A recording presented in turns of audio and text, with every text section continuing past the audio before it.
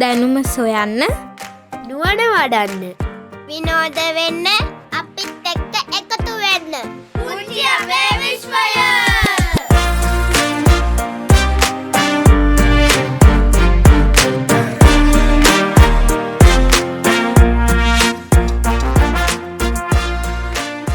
පුංචි අපේ විශ්වය! පුංචි අපේ විශ්වයේ වැඩසටහනට ඔයාලා හැමෝම ඉතාමත් ආදරෙන් පිළිගන්නවා. මම ඩ්‍රොයිඩ් පොඩ්ඩා. අපේ කැප්ටන් ලොක්කා නැව සූදානම් කරනවා අපේ පොඩ්ඩන්ව අද රවුමක් කරන් යන්න. මොකද ඔය කුඹගා බදාගෙන උඩ බලාගෙන කල්පනා කරන්නේ?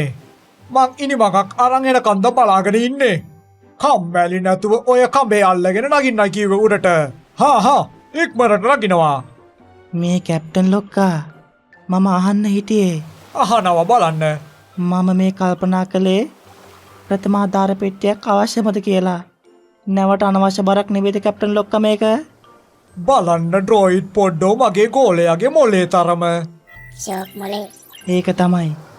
මම මේ මොලේ වෙහෙසවල කල්පනා කළේ මේ නැවේ ඉඩ කොහොමද කළමනාකරණය කරන්න කියලා. බොහොම ආඩම්බරයෙන් විලිලැජ්ජා හිතෙනවා මට නං. මක්කිව කැප්ටන් ලොක්කා. මම කියන්නද මේ නැවේ ඉඩ කළමනාකරණය වෙන්න ඕන හැටි. ඔය ප්‍රථමාධාර පෙට්ටිය තියාගෙන තමුන්ව ගින් දාන්න ඕන පොලිස් කූඩුවට. වගකීමක් නැතුව වැඩ කරනවට. චාරිකාවක් යනකොට ප්‍රථමාධාර පෙට්ටියක් අත්‍යවශ්‍යයි.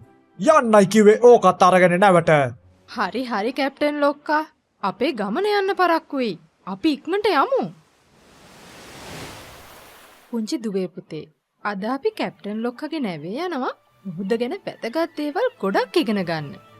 අද මාත් එක්ක තරුෂි දසුනුයි ඉන්නවා. නැංගුරුම අදින්න! රුවල් දිගාරින්න! ඉක්මනට!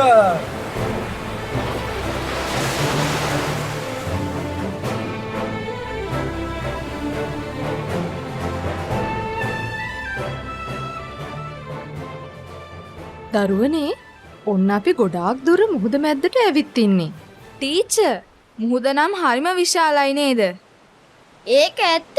කොහේ බැලුවත් කෙලවරක් පේන්නේ නැහැ. ඔව් දුවේ පුතේ, ඔයාලා දන්නව ඇති පෘථිවියෙන් 70%ක් විතර ආවරණය වෙලා තියෙන්නේ මුහුදු ජලයෙන්. මුහුද කියන්නේ අපිට ගනින්නවත් බැරි තරම් විවිධ જાතියේ ජීවීන් ජීවත් වෙන නවාතැනක්. ඇත්තටම මුහුද කියන්නේ වෙනම ලෝකයක් වගේ.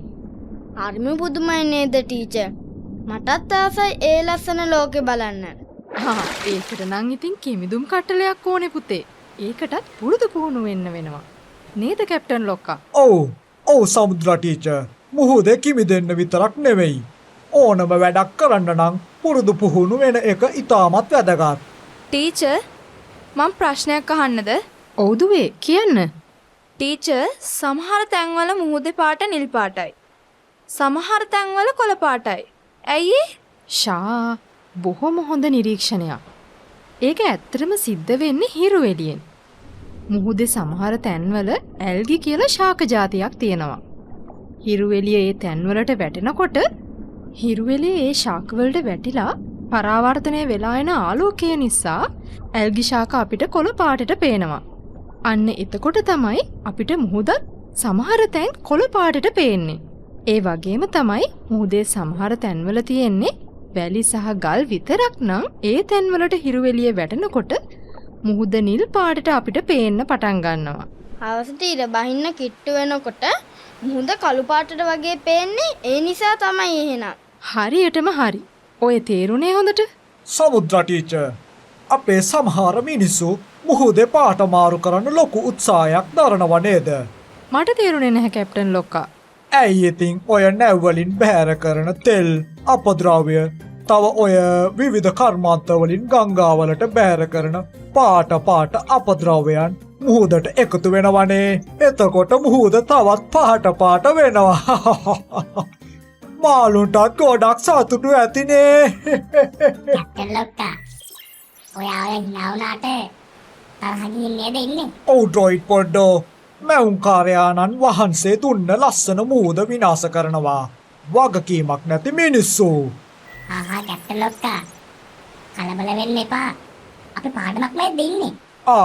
ඔව් මට සමාවෙන්න. හරි කැප්ටන් ලොක්කා. ඔයා කියන කතාව වැරදි නැහැ. වැදගත් දෙයක් තියෙනවා මුහුද ගැන ඔයාලට කියන්න. ඔයාලා දන්නවද? මුහුද අපිට උදව් කරනවා මුළු පෘථුවියේම දේශගුණය නියාමනය කරන්න. කොහොමද ටීචර් එහෙම වෙන්නේ? ඔව් පුතේ. ඇත්තටම මුළු මුහුදම හරියට විශාල වායු සමීකරණ පද්ධතියක් වගේ. සූර්යාගෙන් එන අධික හිරු රශ්මිය මුහුදු ජලය අවශෝෂණය කරගන්නවා. ඒ හිරු එළියෙන් එන අධික තාපය මුහුදු ජලය උරා ගන්නවා. ඒත් එක්කම තව වැදගත් දෙයක් සිද්ධ වෙනවා. මුහුදේ තියෙන රත් වුණ ජලය සහ සීතල ජලය පෘථුවියේ විවිධ ස්ථානවලට අරගෙන යනවා. ඒ කොහොමද ටීචර් එහෙම දෙයක් සිද්ධ වෙන්නේ? අපිට නම් මුහුදු වතුර කොහෙවත් යනවා පේන්නේ නැහෙනි. ඔව් අපිට පේන්නේ නම් නෑ තමයි. ඒ වුණාට ඔයාලා අහලා ඇති මුහුදු ප්‍රවාහ කියලා දෙයක් ගැන. දියවැල් කියලා කියන්නේත් මුහුදු ප්‍රවාහ වලටම තමයි. අන්න ඒ දියවැල් ආධාරයෙන් තමයි මේ සීතල වතුර සහ රස්නේ වතුර සාගරය පුරා ගමන් කරන්නේ. අන්න ඒ විදිහට තමයි අපි ජීවත් වෙන පෘථුවියේ උෂ්ණත්වය අපිට ජීවත් වෙන්න පුළුවන් මට්ටමට සමබර කරන්නේ. ෂා හරිම පුදුම හිතෙනවා ටීචර්. අපිට පේන්නේ නැති වුණාට මොනතරම් දේවල් සිද්ධ වෙනවද මුහුදේ? ඒක ඇත්ත පුතේ. ඒ විතරක් නෙවෙයි. අදටත් මිනිස්සු හොයාගත්තේ නැති, දැකලවත් නැති ස්ථාන වගේම ජීවීන් මුහුදු පතුලේ ඉන්නවා ඇති. ඒ විතරක් නෙවෙයි.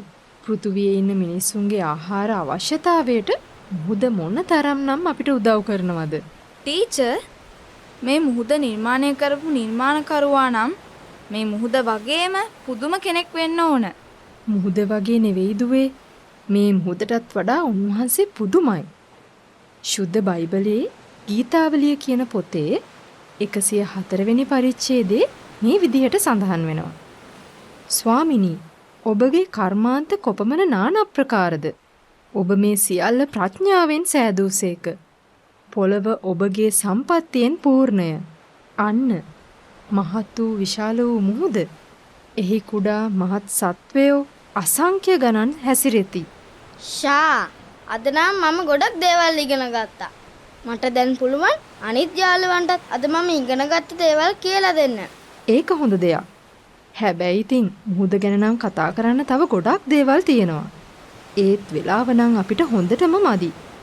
අපි තවත් දවසක මුහුද ගැන කතා කරමුකෝ. බොහොම ස්තුතියි ටීචර්. අපිට මුහුද ගැන වගේම මැවුම් කරුවාණන් වහන්සේ ගැන කියලා දුන්නට. හොඳයි දුවේ.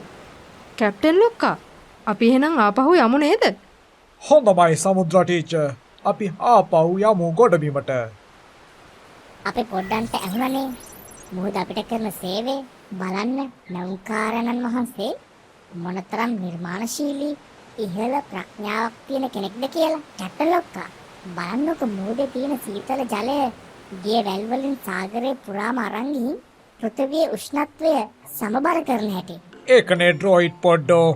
ඒ වගේ පද්ධතියක් ස්වයංක්‍රීයව ක්‍රියාත්මක වෙන එකත් හරිම පුදුමයි. පේනවා නේද පොඩ්ඩනේ? අපි ජීවත් වෙන ලෝකය මොන තරම් පුදුම හිතන තැනක්ද කියලා.